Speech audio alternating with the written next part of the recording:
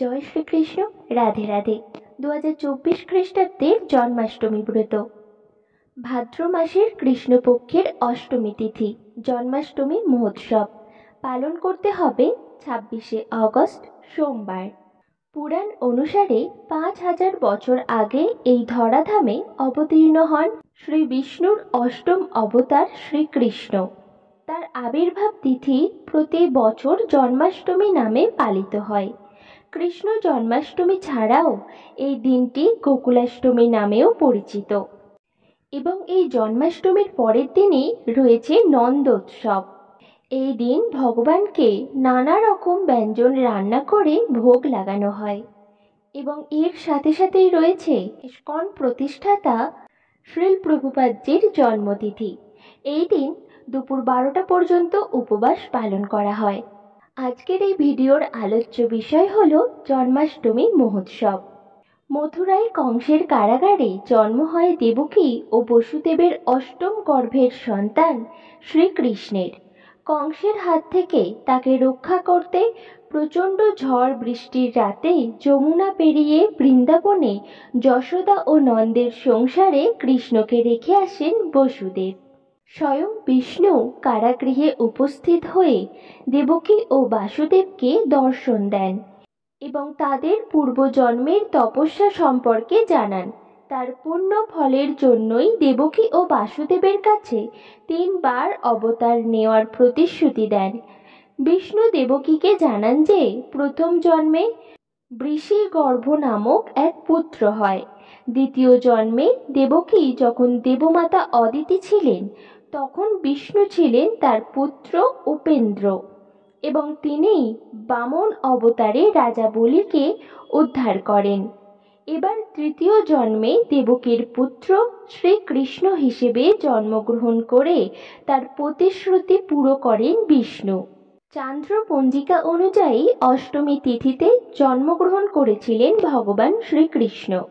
সৌর ভাদ্র মাসের কৃষ্ণপক্ষের অষ্টমী তিথিতে যখন রোহিণী নক্ষত্রের প্রাধান্য দেখা যায় তখন জন্মাষ্টমী পালিত হয়।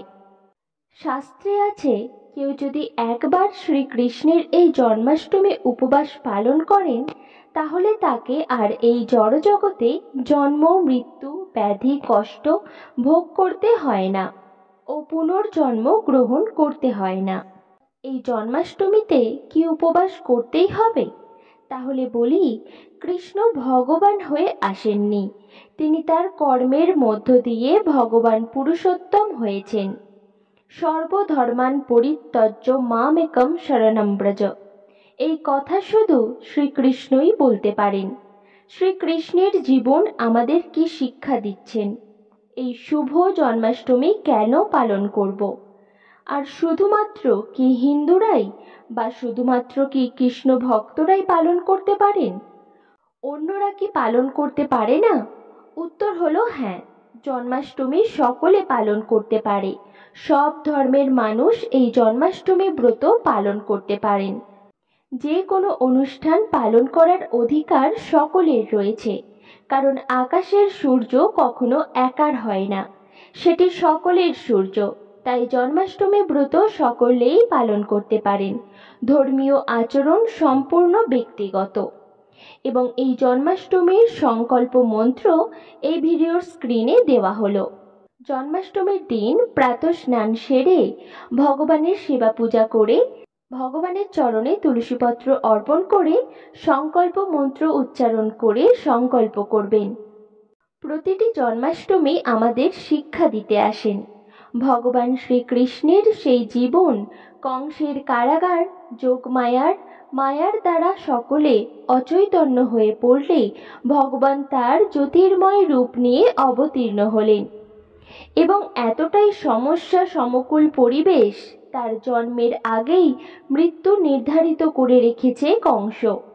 দেবকী এবং বাসুদেবের 6 সন্তানকে যেভাবে জন্মানোর পরই আছড়ে মেরে ফেলেছে, সেই একই মৃত্যু নির্ধারিত করে রেখেছে এই সন্তানের জন্যেও।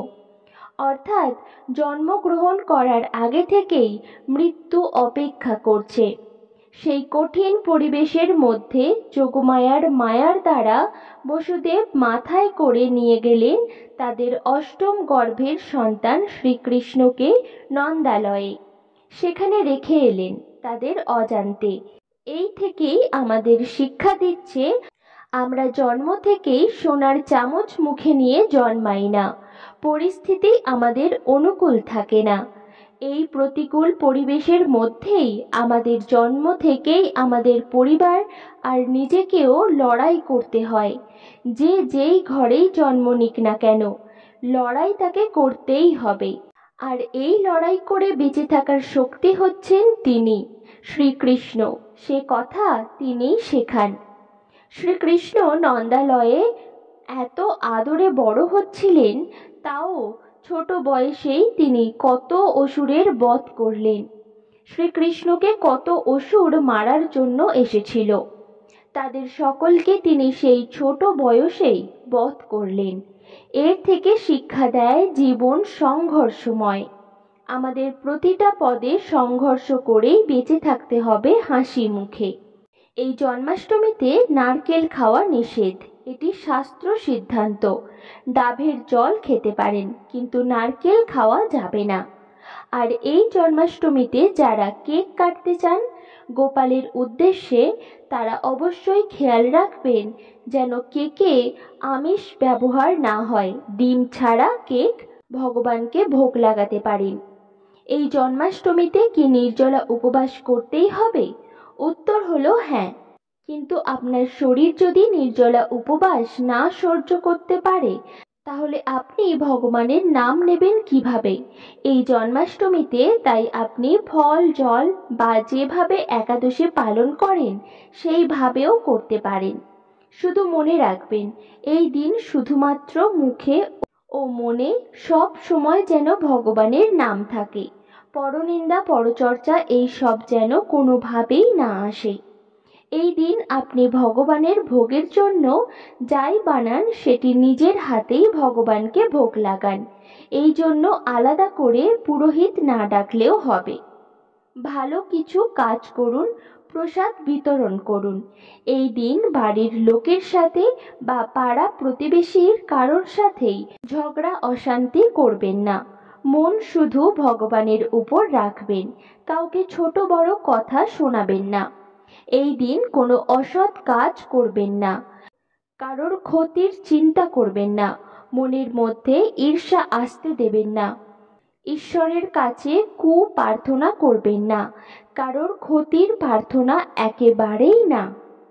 আগেই বলেছি, ব্রতের দিন ব্রাহ্ম মুহূর্তে উঠে ভোরবেলায় প্রাতঃস্নান করবেন, সর্বাঙ্গে তিলক ধারণ করবেন, আচমন করে ভগবানের চরণে তুলসী পাতা অর্পণ করে সংকল্প করবেন এবং তারপর মঙ্গল আরতি করবেন। জন্মাষ্টমী সংকল্প মন্ত্র ভবিষ্যৎ পুরাণে উল্লেখিত আছে। সেই মন্ত্রটি এই ভিডিও স্ক্রিনে আগেও দেয়া হয়েছে। এবং এই দিন মিথ্যা কথা, মিথ্যাচার, পরনিন্দা পরচর্চা প্রভৃতি বর্জন করবেন এবং কৃষ্ণ প্রণাম মন্ত্র উচ্চারণ করে শ্রীকৃষ্ণকে প্রণাম করবেন। হে কৃষ্ণ করুণা সিন্ধু দীন ও বন্ধু জগৎপতে গোপেশু গোপিকাকান্ত রাধাকান্ত নমস্তুতে। এবং তারপর শ্রীমতী রাধারানীর প্রণাম মন্ত্র উচ্চারণ করবেন। তপ্ত কাঞ্চন গৌরাঙ্গী রাধে বৃন্দাবনেশ্বরী বৃষভানুসুতে দেবী প্রণমামি হরি প্রিয়ে। শাস্ত্রে বর্ণিত আছে, যারা এই জন্মাষ্টমী ব্রত পালন করবে তারা সকল পাপ থেকে মুক্ত হবে এবং সর্বসিদ্ধি লাভ করবে। এবং ভবিষ্যৎ পুরাণে স্বয়ং শ্রীকৃষ্ণ নির্দেশ দিয়েছেন, ব্রাহ্মণ, ক্ষত্রিয়, বৈশ্য, শূদ্র সকলকেই প্রতি বছর এই জন্মাষ্টমী ব্রত পালন করতে হবে। এবং ভগবান আরও বলেছেন, যারা এই ব্রত পালন করবেন তারা নিরোগ, শান্তি, আনন্দ ও সিদ্ধি লাভ করবে এবং তারা ভগবত কৃপা লাভ করবে।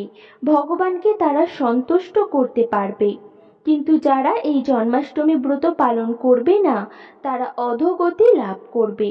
তাই ভগবানের সন্তুষ্টি বিধানের জন্য অবশ্যই এই জন্মাষ্টমী ব্রত পালন করুন।